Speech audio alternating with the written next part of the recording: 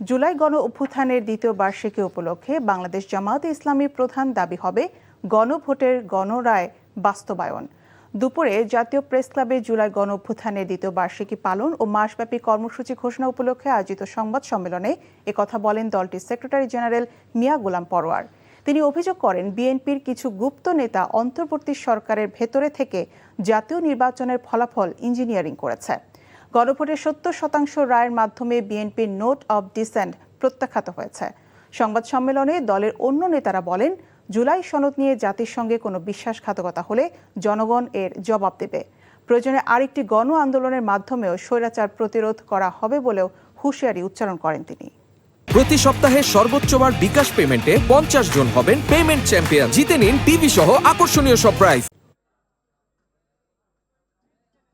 আপনার পার্লামেন্টের মেজরিটি ব্যাখ্যা এক, আর গণভোটের 70% মেজরিটি কিন্তু আরেক। সংবিধান বিশ্লেষক আইনজ্ঞরা পরিষ্কার বলেছেন, পার্লামেন্টে আপনারা যে আসনগুলো পেয়ে মেজরিটির শক্তি দেখাচ্ছেন, এই মেজরিটি গণভোটের মেজরিটির সামনে কিন্তু সভরেন নয়।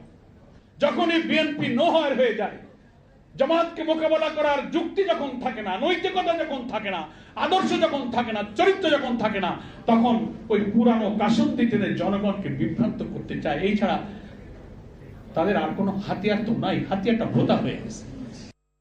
প্রতি সপ্তাহে সর্বোচ্চবার বিকাশ পেমেন্টে 50 জন হবেন পেমেন্ট চ্যাম্পিয়ন। জিতে নিন টিভি সহ আকর্ষণীয় সব প্রাইজ।